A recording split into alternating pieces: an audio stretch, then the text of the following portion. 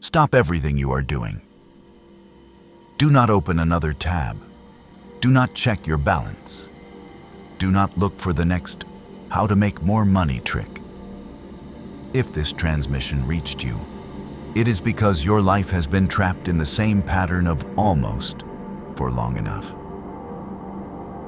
You know exactly what that almost feels like. You almost close the deal. You almost save real money. You almost get the promotion. You almost reach a level of peace where money is no longer a daily threat. From the outside, it looks like you are doing everything right. You study, you work, you deliver, you are ethical, you carry people on your back, you solve problems you did not even create. And yet, at the last moment, in that final stretch where prosperity should solidify, something always slips. An unexpected expense erases the surplus. A weaker person gets the position. A small mistake costs you a big opportunity. A sudden wave of doubt makes you pull back right before the leap. You watch your own life like a glass that is always filling and never full. That glass is your marble chalice. Beautiful, solid, admired, and cracked at the base. Every time success pours in, money, recognition, opportunity, it finds the same fracture and quietly leaks out. You call this bad luck. This is life, ups and downs. It is not. It is a code. The code of self-betrayal. An invisible program running in the background of your decisions. A hidden error that cancels your prosperity at the exact point where it should consolidate. From the outside, people see fluctuation. From the field's perspective, it is precision. Because every time you say yes where your core is screaming no, every time you soften your price, your boundary, your standard, just to keep the peace, you emit one clear instruction into the field. I am available to be less than I truly am. The universe is not sentimental. It is mathematical. If you do not respect yourself, matter will not respect you. The field does not reward need. It responds to coherence. And right now, your desire for prosperity and your loyalty to self-betrayal are canceling each other out. Today, we are not here to fix your money mindset. We are here to expose the self-betrayal code that keeps your marble chalice cracked, no matter how much silver you try to pour into it. Before we cut, mark this clearly. You are not here because you are lazy, broken, or incompetent. You are here because your system hit the limit of material incoherence. You can no longer pretend that being good, available, and understanding is compatible with the level of sovereignty your soul is demanding. This channel is not a shrine to positive thinking.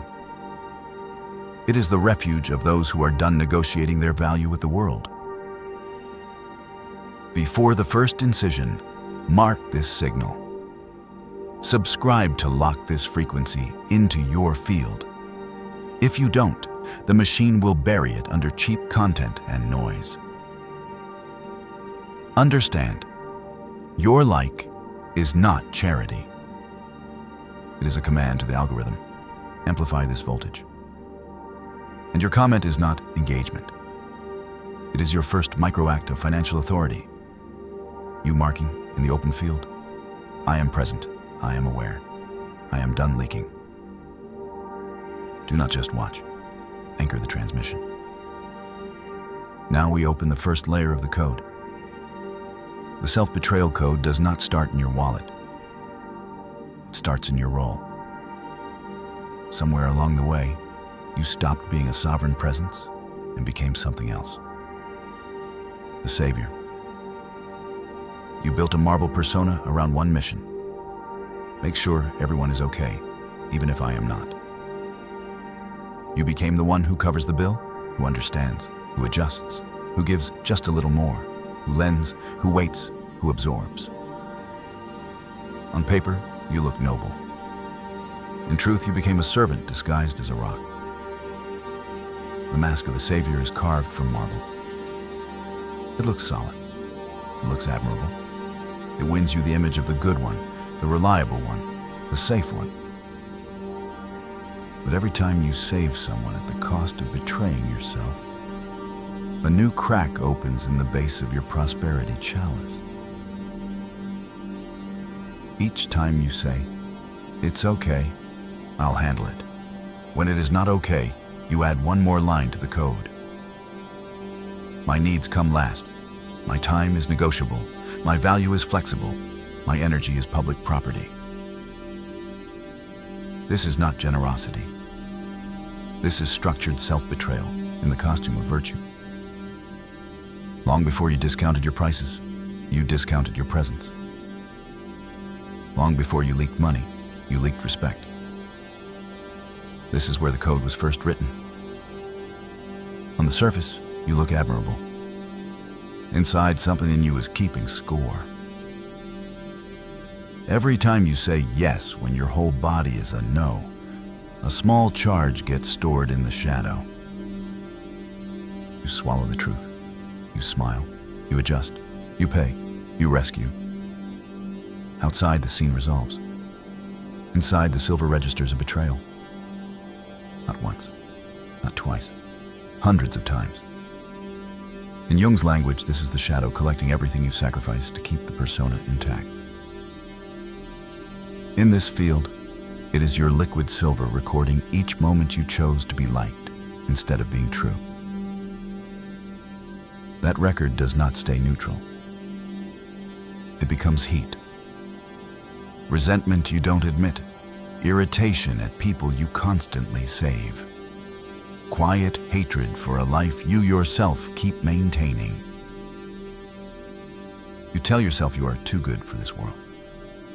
The shadow knows better. It knows you are angry. Not at them, but at you.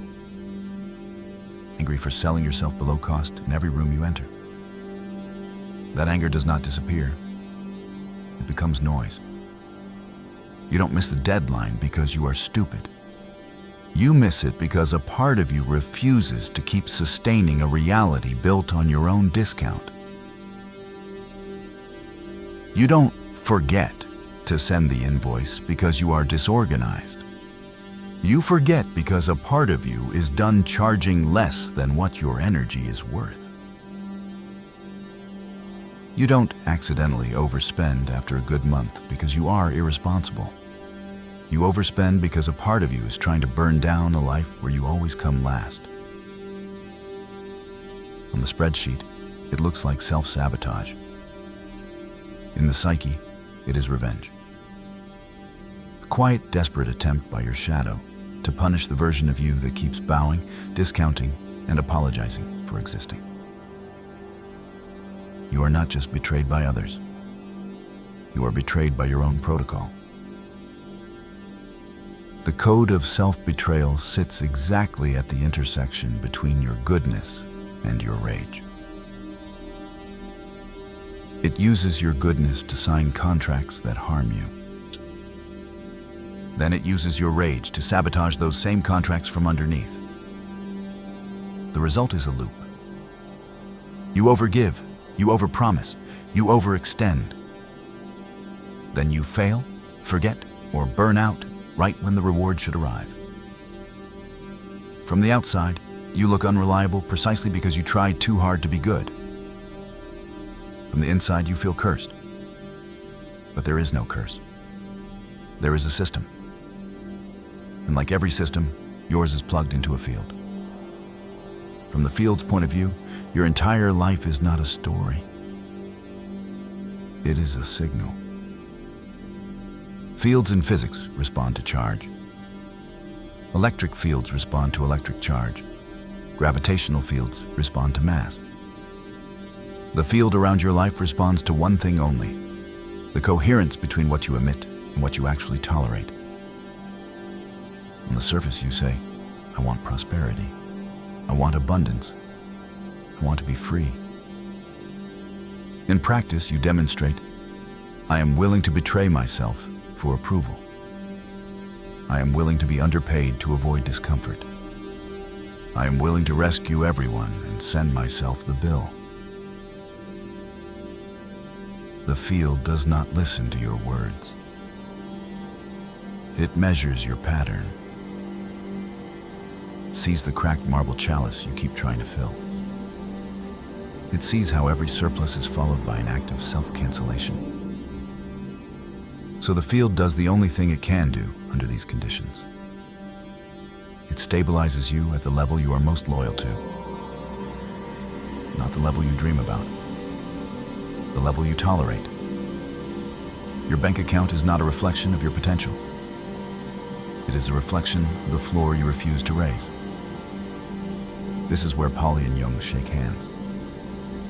In quantum physics, Pauli's exclusion principle says, two electrons cannot occupy the exact same state in the same space. If one state is taken, the other is pushed out.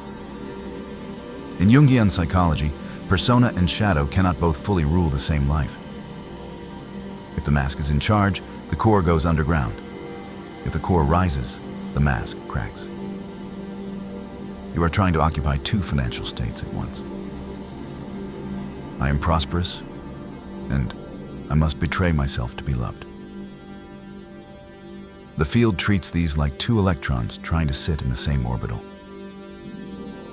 It chooses, and it always chooses the state with the strongest loyalty, the one wired into the self-betrayal code. Where there is signal conflict, there is destructive interference. The wave cancels itself. This is the physics of your almost. To see this in flesh and numbers, we bring one system to the table. Sovereign A. On paper, he was marble success. Company, team, reputation, income. The role of the reliable provider for everyone around him. Inside, the silver had been grinding for years. The scene that exposed the code looked ordinary. A negotiation in a glass-walled office, city lights below, contract on the table. He had done the numbers. He knew what his work was worth. He knew the rate on that proposal should be double. As the client leaned back in the chair and asked, "So, what are we talking about here?" the silver moved first. For a split second, he felt it, that clean, quiet impulse. Say the real number. State your worth. You know the value you bring to this table. His chest expanded. His spine straightened. The sentence was right there, loaded, ready. Then the marble of goodness slid in. What if they think it's too much? What if they say no? Be reasonable. Don't be greedy. Don't make them uncomfortable.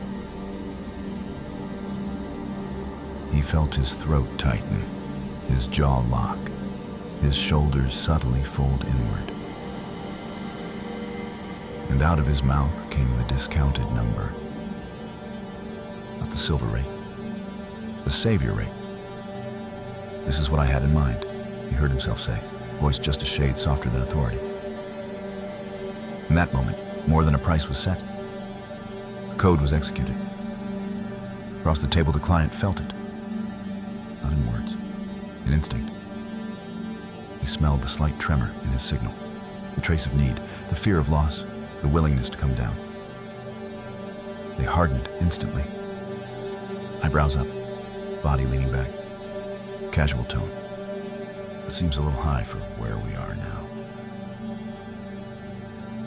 They began to press.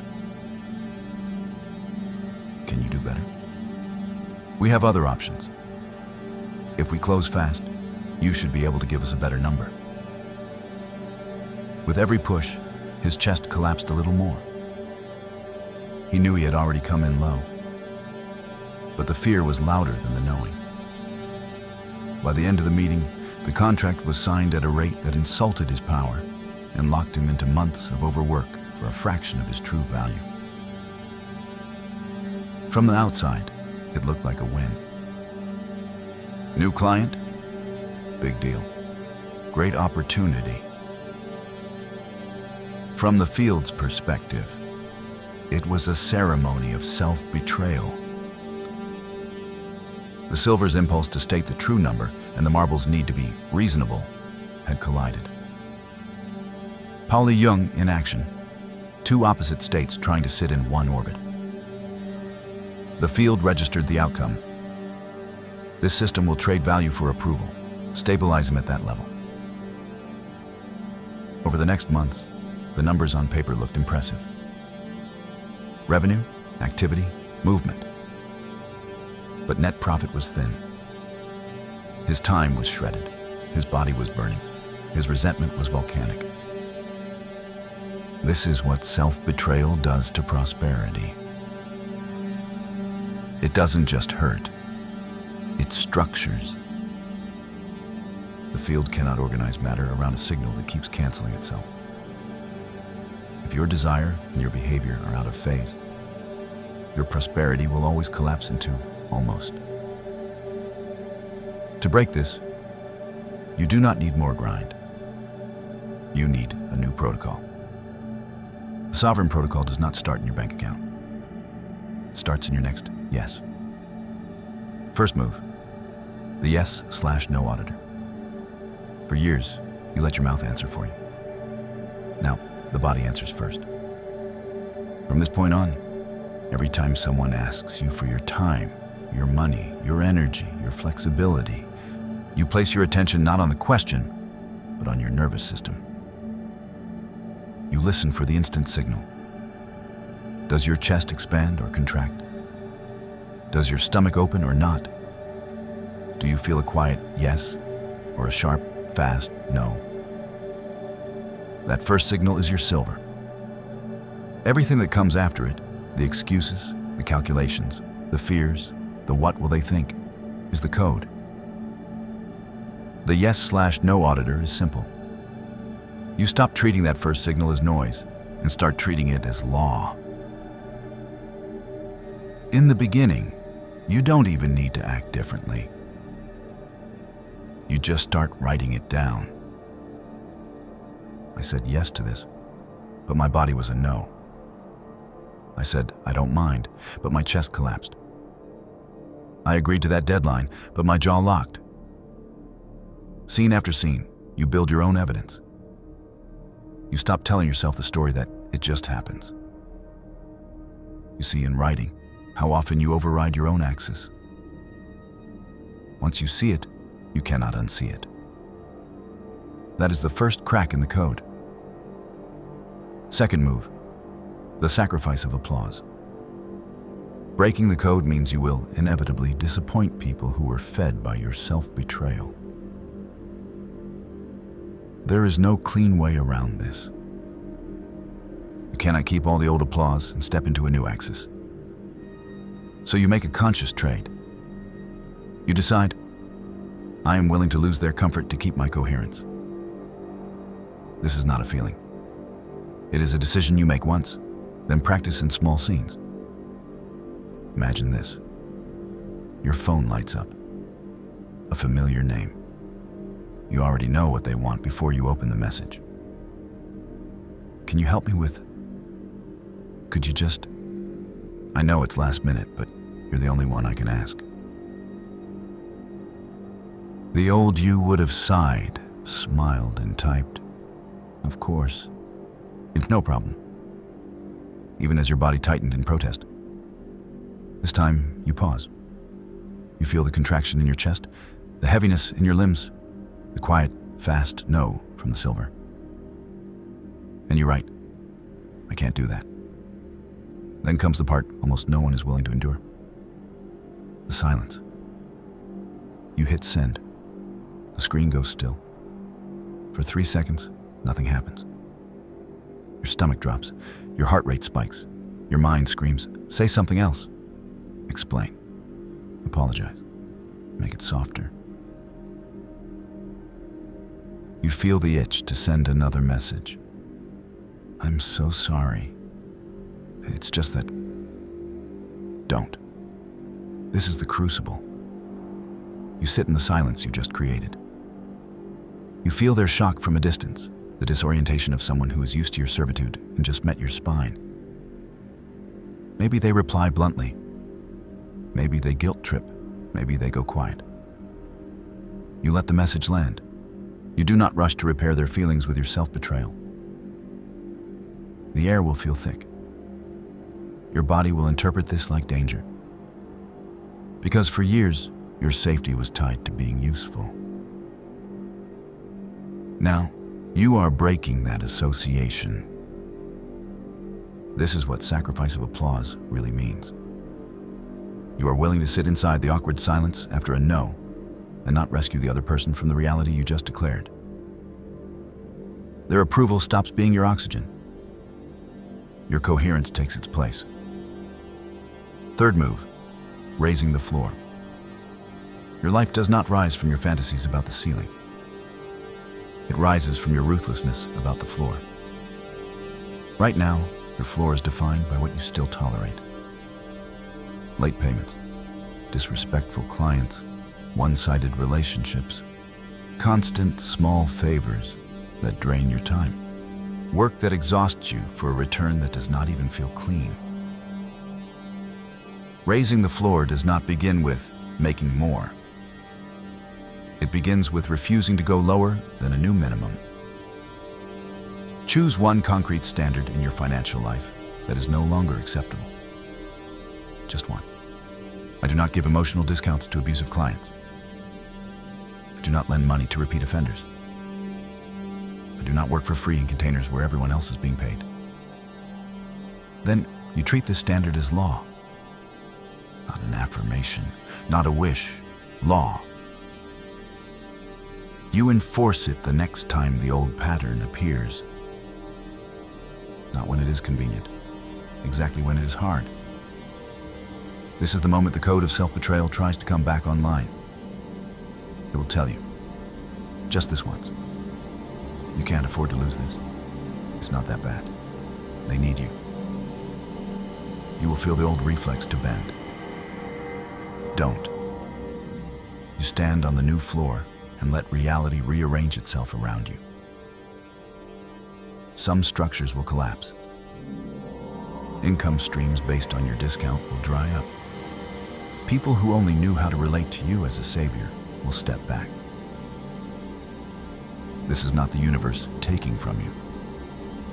It is the field-deleting architecture that cannot exist under your new standard. Stay. Do not rush to patch the old world. If you hold your axis through this transition, the field must recalibrate.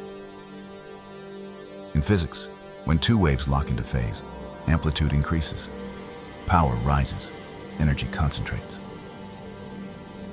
The same law applies here. When your inner value and your outer behavior stop canceling each other, prosperity stops canceling itself around you.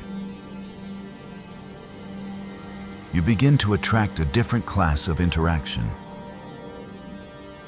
Clients who respect your rate. Partners who do not need you to shrink for them to feel safe.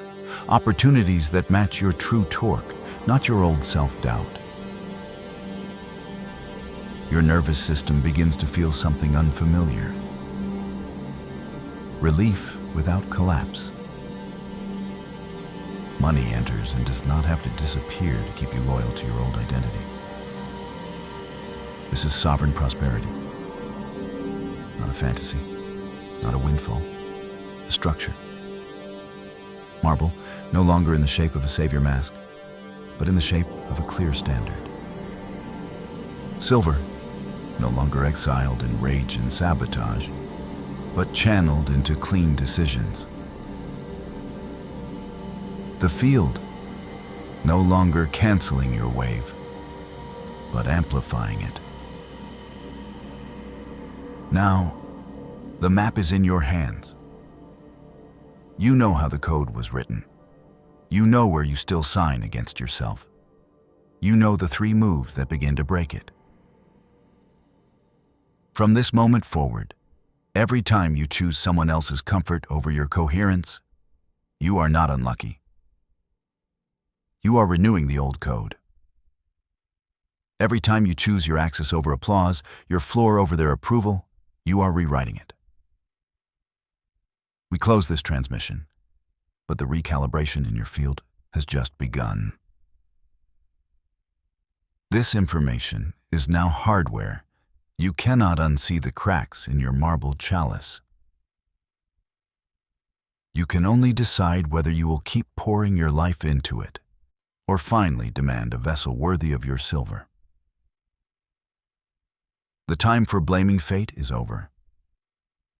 The time for ending your participation in your own cancellation has arrived. If you are ready to stop betraying yourself at the door of every breakthrough, if you are ready to raise your floor and let the old world fall away, mark your position in the field now. Write in the comments below with the weight of a decree. I claim my sovereignty. And if this transmission hit the exact point where your prosperity always collapses, add one more line. I break the code. Do not explain it to anyone. Just sustain the signal. I am the voice of your own awakening. And this is only the beginning of your sovereign prosperity. Until the next phase transition.